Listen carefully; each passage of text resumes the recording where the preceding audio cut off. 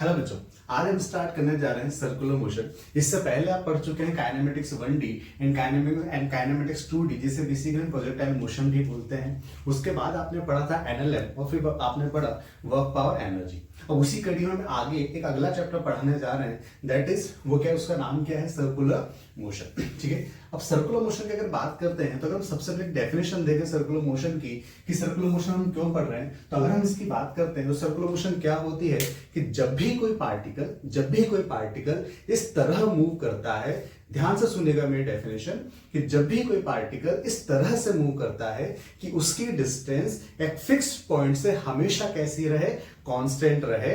यानी when a particle moves in a way such that it's distance from a fixed point always remains constant, then such type of motion is known as circular motion। यानी जब भी particle कुछ इस तरह से move करता है कि उसकी डिस्टेंस एक फिक्स पॉइंट से हमेशा कांस्टेंट रहती है, तो वो मोशन को हम क्या कहते हैं, सर्कुलर मोशन कहते हैं। तो अगर इसी चीज को अगर हम लिख लेते हैं यहां पे, तो when a particle moves in a way such that its distance from a fixed point always remains constant, then such motion is known as circular motion. ये जो फिक्स्ड पॉइंट होता है बच्चों, जो हमने बात करी कि जो फिक्स्ड पॉइंट होता है, इस फिक्स्ड पॉइंट को हम बोलते हैं, क्या बोलते हैं, सेंटर ऑफ सर्कुलर पाथ। और ये जो कांस्टेंट डिस्टेंस हमने यहाँ पे वर्ड इंट्रोड्यूस किया था, इस कांस्टेंट डिस्टेंस को हम क्या बोलते हैं बच्चों, रेडियस ऑफ सर्कुलर पाथ। यानी अगर हम इसको और समझना चाहें तो मान लीजिए मैं यहाँ पे एक सर्कल ड्रॉ करता हूं, और यहाँ पे जब मैं एक सर्कल ड्रॉ करता हूं तो मान लीजिए एक पार्टिकल यहाँ पे है, तो पार्टिकल कुछ अगर इस तरह से मूव करता है इस सर्कुलर पाथ पे, तो आप कहीं पे भी देखिए, जहां पर भी ये पार्टिकल होगा, किसी भी पोजीशन पे जब ये पार्टिकल होगा, तो इसकी डिस्टेंस इस फिक्स्ड पॉइंट से हमेशा कैसी रहेगी, कांस्टेंट रहेगी। इसकी डिस्टेंस इस फिक्स्ड पॉइंट से हमेशा कैसी रहेगी, कांस्टेंट रहेगी। तो ये जो फिक्स्ड डिस्टेंस होती है, इस फिक्स्ड डिस्टेंस को हम क्या बोलते हैं, radius of circular path. I hope इतनी बात मेरी आपको क्लियर हुई होगी। ठीक है, अब लेकिन सबसे इंपॉर्टेंट बात अगर हम बात करें कि चैप्टर जो है सर्कुलर मोशन हम पढ़ क्यों रहे हैं, हमें क्या नीड पड़ी ताकि हम सर्कुलर मोशन को पढ़ें। ठीक है, तो इसके रीजन क्या है बेटा, बहुत सिंपल सा रीजन है कि हमारी जो आंखें हैं उसे ना तो लेंथ फील होती है, ना वो लेंथ को सेंस कर सकती है, ना ही वो किसी डायमेंशन को सेंस कर सकती है, ना ही वो किसी एरिया को, ना ही किसी वॉल्यूम को, ना ही किसी साइज को सेंस कर सकती है, ना ही वो किसी स्पीड को, ना ही किसी एक्सेलरेशन को सेंस कर सकती है। यानी मेरे कहने का मतलब है, जो भी हमें दिखता है और जो भी हमें फील होता है वो एक्चुअली कुछ भी नहीं होता है, वो सब क्या होता है, सिर्फ एक भ्रम होता है। बिकॉज हमारी आंखें एक्चुअल में इनमें से किसी भी चीज को, किसी भी डायमेंशन को, किसी भी area, volume, size etcetera, speed etcetera को सेंस नहीं कर सकती हैं। हमारी आंखें सिर्फ एक ही चीज सेंस कर सकती है, and that is only and only angle. और वो क्या होता है, सिर्फ और सिर्फ एंगल। यानी सिर्फ एंगल ही सेंस होता है, वो सिर्फ एंगल ही जानती है, उसके अलावा और कुछ भी नहीं जानती है। मैंने क्यों बोली ये वाली बात, बिकॉज देखो, जैसे अगर मैं यहां से बात करूं, आपने बहुत बार देखा होगा कि जब कोई ऑब्जेक्ट है, लाइक अगर मैं ये मार्कर अगर आपके सामने रखूंगा, तो ये मार्कर जब तक आपकी आंखों के जब जितना पास होगा, उतनी बड़ी साइज आपको इस मार्कर की यहां पर दिखाई देगी। लेकिन जैसे जैसे इस मार्कर को मैं आपसे दूर लेता जाऊंगा, वैसे वैसे क्या होगा, ये मार्कर की साइज आपको कैसी दिखाई देगी, छोटी दिखाई देगी। अरे हाँ या ना, ठीक है। जैसे आपने देखा होगा कोई बहुत बड़ी मल्टी स्टोरी बिल्डिंग है, या आप किसी मल्टी स्टोरी बिल्डिंग के ऊपर जाके खड़े हो गए, तो वहां पे जब आप किसी, वहां से लेट्स सपोज 12 मंजिला इमारत है, वहां से आप जब नीचे किसी को देखते हैं तो बहुत, जो वहां जो इंसान होते हैं बहुत छोटे छोटे दिखाई देते हैं, बट एक्चुअल में जब आप नीचे जाके देखेंगे तो उतने छोटे होते नहीं जितने आपको लगते हैं। उसकी वजह क्या है बेटा, कि ये सारा खेल किसका है, एंगल का है। अगर कोई ऑब्जेक्ट, ध्यान से सुनिएगा मेरी बात, अगर कोई ऑब्जेक्ट हमारी आंखों पर जो एंगल बना रही है, ध्यान से सुनिएगा मेरी बात, अगर कोई ऑब्जेक्ट हमारी आंखों पे जो एंगल बना रही है, अगर वो एंगल बड़ा बनता है, तो वो ऑब्जेक्ट हमें बड़ी साइज की फील होगी। और वहीं पे अगर वो ऑब्जेक्ट हमारी आंखों पे बनने वाला एंगल छोटा बना रही होगी, तो वो ऑब्जेक्ट हमें कैसी फील होगी, छोटी फील होगी। जैसे हम एग्जांपल के तौर पे यहाँ पे देखते हैं, मैंने बोला कि यहाँ पे लेट्स सपोज मैं एक ऑब्जेक्ट यहाँ पे रखता हूँ, ठीक है। ये 3 ऑब्जेक्ट्स में यहाँ पे रखता हूँ, object number 1, object number 2 and object number 3। आपको देखने में लग रहा होगा तीनों ऑब्जेक्ट्स यहाँ कैसी है, सिमिलर साइज की हैं। तीनों की साइज कैसी है, सिमिलर है, ठीक है। मैं इनको देख रहा हूँ कुछ यहाँ से, मैं इसको देख रहा हूँ, यानी मेरी जो आंखें हैं वो आंखें कुछ यहाँ पर है, ठीक है। अब मैं देखता हूं यहाँ पे कि जो तीनों ऑब्जेक्ट्स हैं, इनका नाम हम दे देते हैं ए, बी और सी।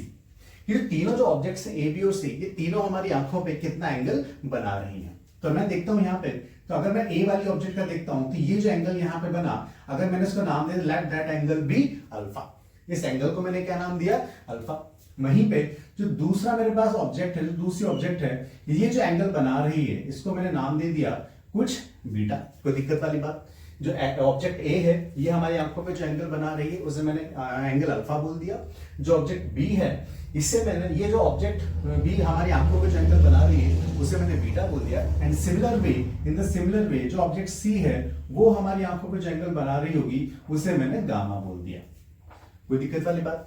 आपको देखने में लग रहा होगा कि सब देखो, जो एंगल है यहाँ पे अल्फा है, वो अल्फा यहाँ सबसे बड़ा एंगल बन रहा है, वहीं उससे छोटा एंगल जो है वो बीटा है, और सबसे छोटा एंगल जो बन रहा है वो कौन सा है, गामा है। तो अगर मैं इस चीज को यहाँ पे लिखूं, since alpha is greater than beta is greater than gamma, यानी हमारी आंखों पे जो एंगल अल्फा बन रहा है, ऑब्जेक्ट ए, ये हमारी आंखों पे कितना एंगल बना रही है, अल्फा एंगल बना रही है, और ये अल्फा एंगल सबसे बड़ा है as compare to beta and as compare to gamma. इसीलिए मैं बोल सकता हूं कि मुझे यहाँ पे जो साइज ऑफ ए है वो सबसे बड़ी दिखाई देगी as compare to size of B and as compare to size of C. यानी जो ए की साइज है वो मुझे सबसे बड़ी दिखाई देगी, फिर उससे छोटी मुझे बी दिखाई देगी, और उससे छोटी मुझे सी दिखाई देगी। मेरी ये बात आपको मुझे लगता है क्लियर हुई होगी। तो size of A will be greater than size of B and will be greater than size of C. तो ये एग्जांपल ऐसा क्यों हुआ, बिकॉज जो ऑब्जेक्ट ए है वो हमारे सबसे पास थी और हमारी आंखों पे सबसे बड़ा एंगल बना रही थी, वहीं पे जो ऑब्जेक्ट सी है वो हमसे सबसे दूर थी और वो हमारी आंखों पे जो एंगल बना रही थी वो सबसे छोटा था। तो अगर एंगल बड़ा होगा तो साइज हमें बड़ी फील होगी, एंगल छोटा होगा तो साइज हमें छोटी फील होगी। एक और एग्जाम्पल से हम इस बात को समझते हैं कि मैंने बोला कि लेट्स सपोज यहाँ पे एक कार है, यहाँ पे क्या है, कार है, ये कार बी है और ये मूव कर रही है कांस्टेंट स्पीड v के साथ। सिमिलरली एक और कार यहाँ पे है, दैट कार इज ए, और ये जो कार है, दोनों सिमिलर कार्स हैं, और ये जो कार है ये भी मूव कर रही है विद स्पीड v, और ये सारी बात मैं यहाँ कर रहा हूँ टाइम t इक्वल टू 0 पे। यानी इनका जो इनिशियल पॉइंट है वो कैसा है बच्चों, सेम है, ठीक है। दोनों की स्पीड कैसी है, सेम है। अब दोनों की स्पीड सेम है तो मैंने बोला किसी टाइम t के बाद, किसी टाइम t के बाद जो कार ए है वो कहीं यहाँ पहुंच गई होगी, अरे हाँ या ना, जो कार ए है वो कहीं यहां पहुंच गई होगी, तो जो कार बी होगी क्या बच्चों वो भी यहीं कहीं पहुंची होगी, जो कार बी है वो भी यहीं पे पहुंची होगी। क्यों, बिकॉज दोनों की स्पीड कैसी है, सेम है। लेट्स सपोज अगर मैं इनको देखता हूं यहां से, मैं इनको कहां से देख रहा हूं बच्चों, मैं इनको यहां से देख रहा हूं, तो मैं यहां पे ये मेजर करता हूं कि जो ऑब्जेक्ट ए है वो इनिशियल पोजीशन से फाइनल पोजीशन में, यहां किसी टाइम आप टी पे बात कर लीजिए, तो जो ऑब्जेक्ट ए है वो इनिशियल से फाइनल एंगल तक, फाइनल पोजीशन तक पहुंचने में कितना एंगल बनाती है। सिमिलरली जो ऑब्जेक्ट बी है, कार बी है, ये इनिशियल पोजीशन से फाइनल पोजीशन तक पहुंचने में कितना एंगल बनाती है। तो हम वो चीज चेक करते हैं। तो मैंने बोला कि फाइनल पोजीशन ये रही, फाइनल पोजीशन से मैंने यहां मिलाया, और इनिशियल पोजीशन ये रही, इनिशियल पोजीशन से मैंने कुछ यहां पे मिलाया। कोई दिक्कत वाली बात? तो ये जो एंगल बना, इस एंगल को मैंने लेट सपोज नाम दे दिया कुछ अल्फा। सिमिलरली अगर यही काम मैं ऑब्जेक्ट बी के लिए भी करता हूं, तो ऑब्जेक्ट बी यहां पे है, ये ऑब्जेक्ट को जब मैंने यहां से मिलाया और जिस ऑब्जेक्ट को मैंने जब इनिशियल पोजीशन से मिलाया, तो ये जो एंगल बना वो एंगल कुछ ये वाला बना। इस एंगल को मैंने बोल दिया बीटा। तो यहां से भी बच्चों आप देख सकते हैं, अब यहां से आपको क्या दिख रहा है कि यहां से जो अल्फा एंगल है वो वापस आपको क्या दिख रहा है, बड़ा दिख रहा है। जो अल्फा एंगल है वो कैसा दिख रहा है, बड़ा दिख रहा है। तो यहां से क्योंकि अल्फा एंगल मुझे बड़ा दिख रहा है, इसीलिए, और अल्फा एंगल मुझे बड़ा क्यों दिख रहा है, क्योंकि जो कार ए है वो मेरे पास में है, वहीं पे जो कार बी है वो मुझसे दूर है। तो क्योंकि अल्फा एंगल मुझे बड़ा दिख रहा है, तो इसकी वजह से मुझे क्या फील होगा कि कार ए जो है उसकी स्पीड ज्यादा है, किससे, कार बी से। जबकि दोनों की स्पीड हमने क्या ली थी, सेम ली थी, कि दोनों की स्पीड कैसी है, सेम है, दोनों कितनी स्पीड से मूव कर रही हैं, v है, v से। बट जब मैं यहां से देख रहा हूं, तो क्योंकि जब मैं यहां से देख रहा हूं तो मुझे लगा कार ए मेरे ज्यादा पास में है, तो ये जो एंगल बना रही है वो एंगल ज्यादा बड़ा है as compare to car B से, तो मुझे लगेगा कि कार जो ए है वो ज्यादा फास्ट चल रही है as compare to car B से। बट एक्चुअल में ऐसा होता नहीं है, दोनों कारों की जो स्पीड है वो कैसी है बच्चों, सेम है। तो ये सारा खेल जो है कि कोई हमें बड़ा दिख रहा है, कोई हमें छोटा दिख रहा है, कोई हमें तेज दिख रहा है, कोई हमें स्लो दिख रहा है, ये सारा खेल एक्चुअली किसका है, एंगल का है। तो इसीलिए हम बोल सकते हैं कि अगर हमें एक्चुअली हर तरह की मोशन स्टडी करनी है तो वहां पे एंगल की जो स्टडी है वो बहुत इंपॉर्टेंट हो जाती है, और उसी एंगल की स्टडी को बेसिकली हम क्या बोलते हैं बच्चों, सर्कुलर मोशन हम बोलते हैं। आई होप इतनी मेरी बात आपको समझ में आई होगी कि हमने सर्कुलर मोशन का जो इंट्रोडक्शन यहां पे लिया है वो आपको थोड़ा क्लियर हुआ होगा। ओके, तो इसलिए हमने बोला कि जो आपके चाहे किसी भी टाइप के मोशन हो, वहां पे जो एंगल की स्टडी होती है, एंगल की स्टडी सबसे इंपॉर्टेंट हो जाती है। ठीक है, तो हम यहीं सब आगे बात करते हैं। अब बेटा यहाँ पे जो पूरा रिलेशन है जो आपने काइनेमेटिक्स 1D में आपने देखा था, बिल्कुल उसी क्रम में, बिल्कुल उसी ऑर्डर में यहाँ से चीजें चलती जाती हैं। ठीक है, जैसे हम बात करें कि काइनेमेटिक्स 1D की जब बात थी तो वहां पे आपने सबसे पहले क्या पढ़ा था, डिस्प्लेसमेंट, फिर उसके बाद हमने क्या पढ़ा था, वेलोसिटी, फिर उसके बाद हमने देखा था एक्सीलरेशन। तो जैसे डिस्प्लेसमेंट से हमने स्टार्ट किया था वैसे यहाँ पे भी हम किससे स्टार्ट करेंगे, डिस्प्लेसमेंट से। बट अंतर क्या होगा, वहां पे क्योंकि लीनियर मोशन होती थी तो इसलिए उस डिस्प्लेसमेंट को हमने लीनियर डिस्प्लेसमेंट बोला था। तो लेकिन यहाँ पर जो डिस्प्लेसमेंट होगी, क्योंकि मोशन कौन सी हो रही है, सर्कुलर मोशन, यानी एंगुलर मोशन भी हम बोल सकते हैं। तो क्योंकि मोशन एंगुलर है तो इसे डिस्प्लेसमेंट को हम क्या बोल देंगे, एंगुलर डिस्प्लेसमेंट। और इसी को बेसिकली एंगल से भी डिफाइन करते हैं। तो अगर हम यहां से अगला टॉपिक हम स्टार्ट करते हैं, अगली definition, that is angular displacement, that is angular displacement, और इसको हम एंगल भी बोलते हैं।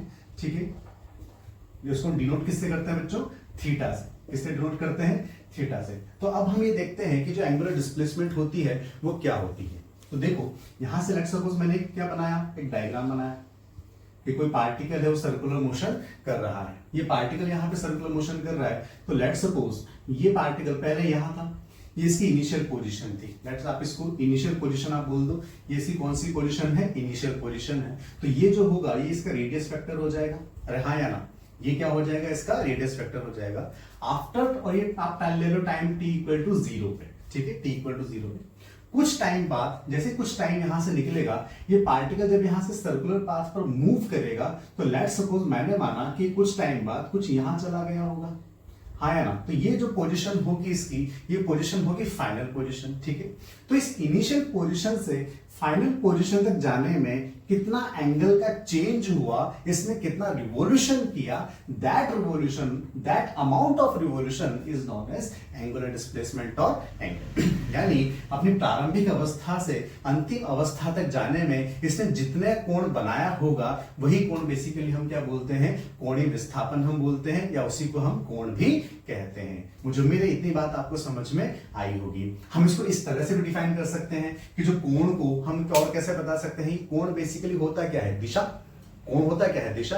कि अगर मैं कोण को डिफाइन करना चाहूं बिल्कुल सरल शब्दों में, कि कोई मान लीजिए कोई बिल्कुल एक बिना पढ़ा लिखा इंसान है, अगर उसको भी मुझे कोण समझाना हो तो मैं कोण को कैसे समझाऊंगा कि कोण कुछ भी नहीं होता है, बस दिशा में परिवर्तन होता है। बिकॉज अगर मैं लेट सपोज मैं यहां पे खड़ा हूं, मैं भी आपके सामने खड़ा हूं, और मैं यहां से अगर 90 डिग्री घूम जाता हूं तो मैं बोल दूंगा मेरी दिशा क्या हो गई, परिवर्तित हो गई। मेरी दिशा कौन सी हो गई, परिवर्तित हो गई। मान लीजिए मैं भी मेरा मुंह अभी उत्तर पूर्व दिशा की तरफ है, मेरा मुंह किस तरफ है, पूर्व दिशा की तरफ है। और मान लीजिए मैं यहां से 90 डिग्री क्लॉकवाइज घूम जाता हूं, 90 डिग्री में क्लॉकवाइज घूम जाता हूं। ठीक है, तो मेरे दिशा परिवर्तन में पूर्व दिशा से कहां चला गया, दक्षिण दिशा में चला गया। और आपने कोण में परिवर्तन कितना बोल दिया, 90 डिग्री बोल दिया। तो जो दिशाओं का ज्ञान हमारे पास है, जो दिशाएं हम बताते हैं वो भी बेसिकली कोण पर ही आधारित होती हैं। अगर हमारा कोण परिवर्तित होगा तो दिशा भी क्या हो जाएगी, परिवर्तित हो जाएगी। तो हम सीधी सी बात यहां क्या बोल सकते हैं कि जो कोण होता है, कोण बेसिकली वो कुछ भी नहीं होता, सबसे सरल शब्दों में सिर्फ दिशा में परिवर्तन होता है, यानी चेंज इन डायरेक्शन ओनली। तो हम यहां से क्या बोल सकते हैं, अगर मुझे एंगल की डेफिनेशन देनी हो, then angle is defined as an angle is defined as change in direction of position vector of a particle.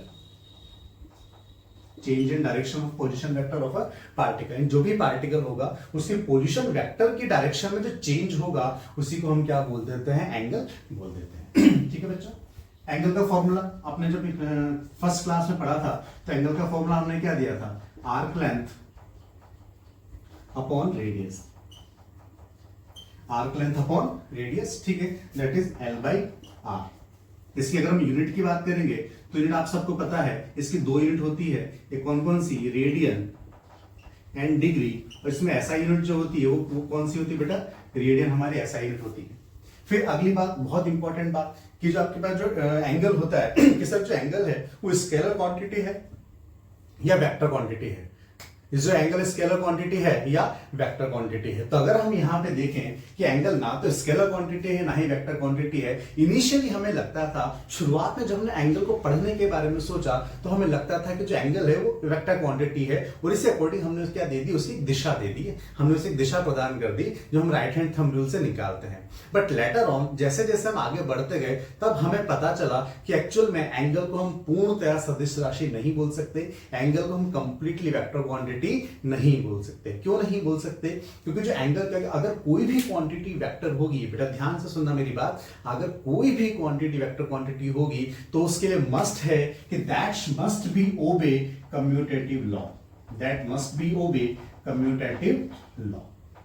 यानी अगर कोई भी वेक्टर क्वांटिटी होगी तो उसे कम्यूटेटिव लॉ को फॉलो करना ही पड़ेगा, कम्यूटेटिव लॉ को ओबे करना ही पड़ेगा। कि सर ये मास्टर जी ये कम्यूटेटिव लॉ क्या बला है, अरे कि बच्चों हमने वेक्टर्स में देखा था कम्यूटेटिव लॉ क्या होता है कि अगर मैं दो वेक्टर क्वांटिटीज है अगर मैं उनको ऐड करता हूं तो चाहे आप ए वेक्टर प्लस बी वेक्टर लिखो, चाहे आप बी वेक्टर प्लस ए वेक्टर लिखो, उनके ऑर्डर से उनके एडिशन पे कोई भी इफेक्ट नहीं पड़ता है। तो अगर कोई भी वेक्टर क्वांटिटी है तो मस्ट है कि वो डेफिनेटली इस लॉ को, इस प्रॉपर्टी को फॉलो करेगी ही करेगी। बट हमने क्या देखा बच्चों कि जो लार्जर एंगल्स होते हैं, कौन से एंगल्स, जो लार्जर एंगल्स होते हैं वो इस प्रॉपर्टी को ओबे नहीं करते हैं, जबकि जो स्मॉलर एंगल्स होते हैं, वो इस कम्यूटेटिव लॉ की प्रॉपर्टी को फॉलो करते हैं। तो यहां से हम क्या बोल सकते हैं कि स्मॉलर एंगल्स, सिंस हम क्या बोल सकते हैं, since smaller angles obey commutative law,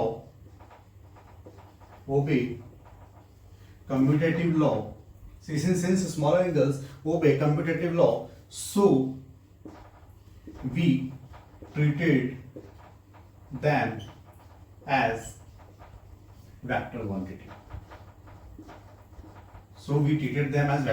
quantity. That is d theta 1 plus d theta 2 equals to d theta 2 plus d theta 1। Clear है मेरी बात। वहीं पे हम और क्या लिख सकते हैं, since larger angles do not obey, so since larger angles do not obey commutative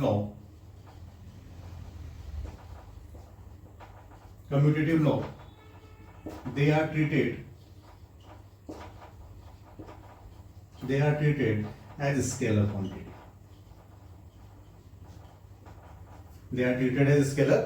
That is theta 1 plus theta 2 is not equals to theta 2 plus theta 1। तो यहां से हमने क्या सीखा बच्चों, जो थीटा 1 प्लस के आपके जो लार्जर एंगल्स होंगे हम उनको कभी भी स्केलर क्वांटिटी, वेक्टर क्वांटिटी नहीं बोलेंगे। लार्जर एंगल्स हमेशा क्या होते हैं, स्केलर क्वांटिटी होते हैं। वहीं पे जो स्मॉलर एंगल्स होते हैं वो क्या होते हैं, वेक्टर क्वांटिटी होते हैं। ठीक है, ठीक।